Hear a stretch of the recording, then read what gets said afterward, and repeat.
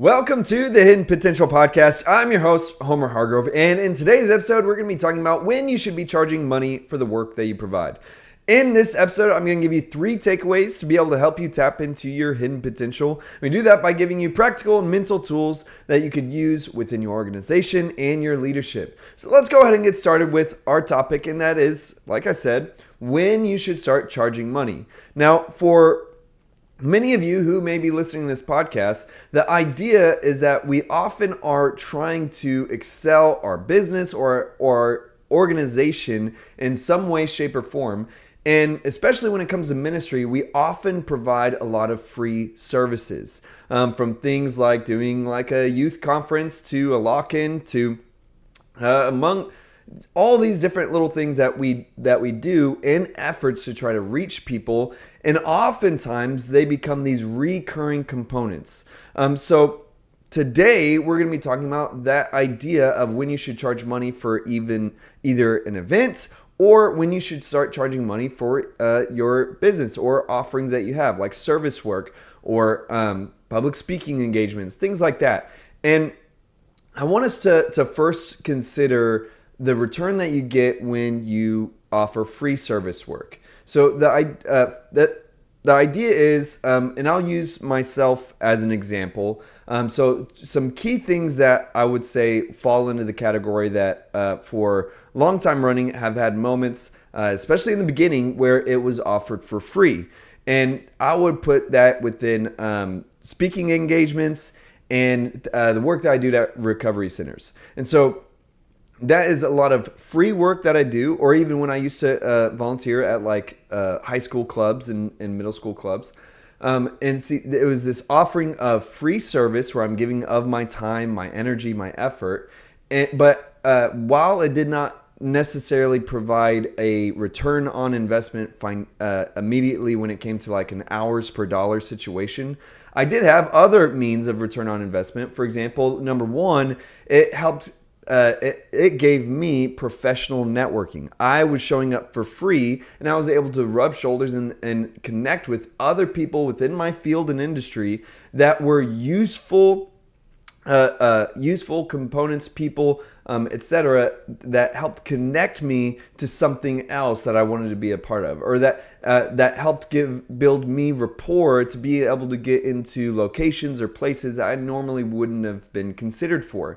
And I was able to get more opportunity from the professional networking than any kind of financial incentive would have given me. So again, that's one return of an investment when you're doing it for free. Another thing would be the influence to potential prospects and clients. And now look, I'm using like business terms, but if you're, say, a minister, church, whatever, then you wouldn't most likely call your congregants clients, but you may refer to them as consumers.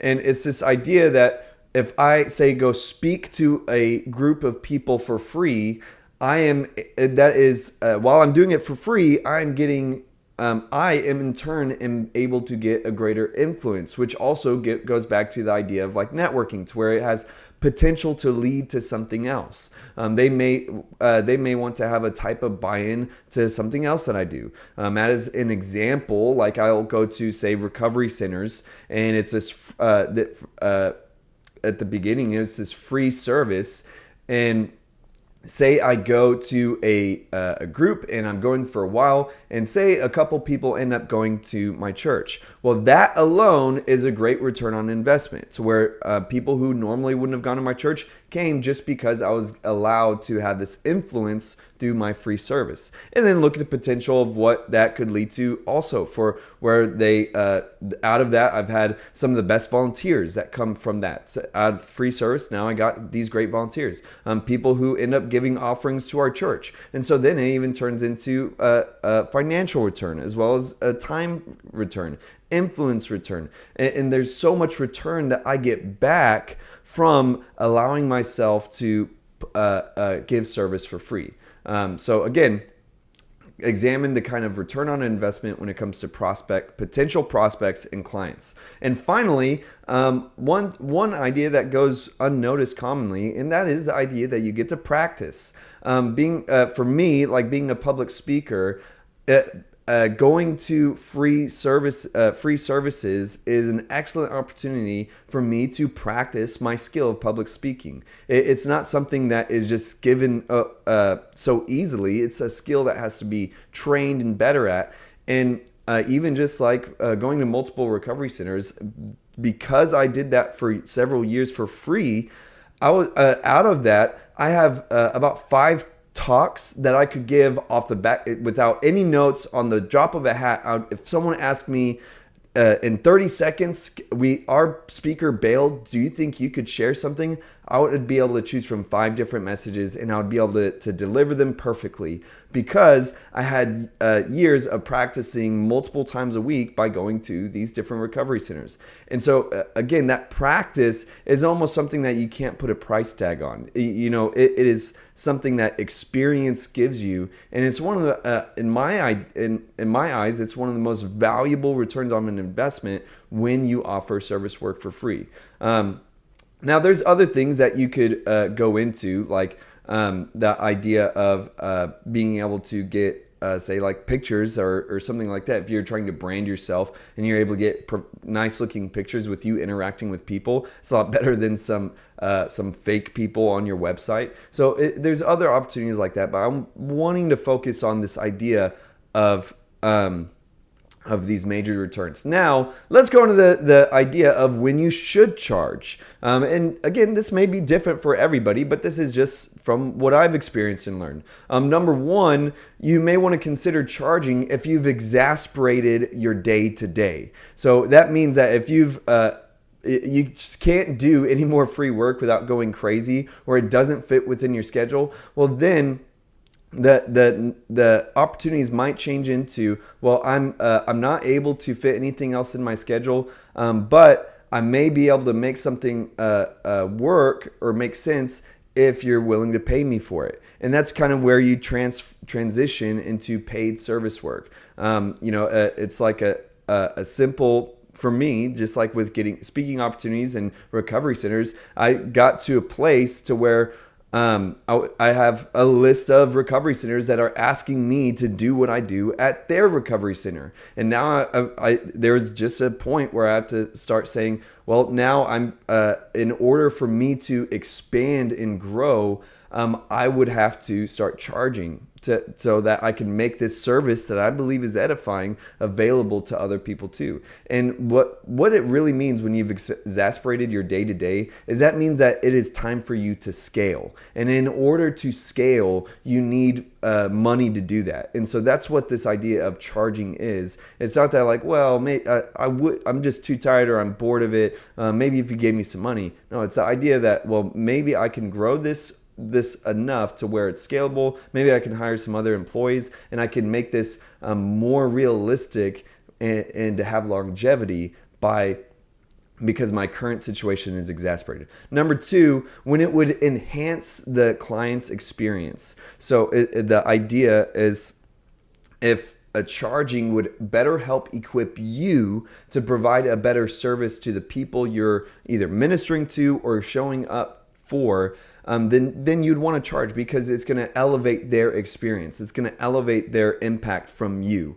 And again, it's like this idea of I'm using with like recovery centers, or maybe it's like you're thinking about whether or not you should charge for a conference. Well, you could charge it could be for free, a free registration. But if you charge, say, $25, you'd be able to level up the experience to where you'd be able to buy activities, or hire a great guest keynote speaker. You'd be able to elevate the experience to where people would be so much more impacted by it, compared to, well, it's all free. And so it's this idea of how you're able to elevate people's experience through charging for it. And finally, the idea of how you can monetize, I think you can be creative. So I talked about when you should. It's pretty much when you've exasperated and you need to scale, or if it's going to elevate the client's experience, the consumer's experience. And you could be creative on how you could possibly monetize. Okay, so it's not always just, I'm going to charge this one person. The people who are benefiting from it are the ones that are paying for it.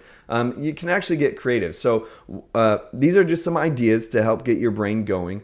But one way that you can monetize is charging the organization that is that you're partnering with or connecting with. So again, just a mock example. I'm not giving real situations. These are hypotheticals. Say a recovery center wants me to go to their recovery center to do the work that I do, and say I don't really want to charge. Sorry, I'm getting ahead of myself. I don't want to charge the clients. I'll be charging the organization, saying, hey, I would be able to do if you paid me X amount of dollars and have me on retainer, or X amount of dollars for a contract, kind of like a contract, and build it out that way. Then I would be able to make this happen, and I'll be able to give your clients a great experience. And the organization would be paying for it. And you can break that out into multiple different ways of how that would work for you. Maybe it's like that idea of even, it's kind of almost like the idea of even finding sponsors for, say, an event that you're having. And rather than just saying, hey, we're gonna buy the food from this company, imagine asking them like, hey, we want to buy the food, but we also want to know if you want to sponsor, and we can put your name on the event. So the idea of charging the organization. The second idea is charging the participants. And that goes into like a registration fee. If you want to be a part of this conference, it's $25. Or if you want to sign up for this workshop, it's $10. And it's that simple idea of having an easy trade-off. And again, both of these ways are work. I think you would be surprised at how many organizations have it even just within their petty cash to be able to pay you for X amount of work, or whatever it is that you're offering. And you'd be surprised of how much people are willing to pay to be at your event or to be connected to whatever it is that you're offering. Number 3 is simple fundraising or sponsorship. And this is the idea of getting people to believe and be inspired in what you're doing, and having them donate towards your cause. If you're a nonprofit, it would be more so the idea of fundraising, but you still can get sponsors as well, and you're donating to this specific event. So an example for me, like when I was a youth pastor, we would fundraise and do like bake sales and things like that, but we would also charge the students say like $10 and $25. And so we did like a combination of charging the students, also fundraising to make up on the back end. And then we would even offer sponsorships to where we'd ask businesses and people like, hey, would you like to sponsor a student for their trip, for their conference trip, for their registration? And it was, again, you'd be surprised at how many people actually might believe in that vision enough to where they pay for the whole thing.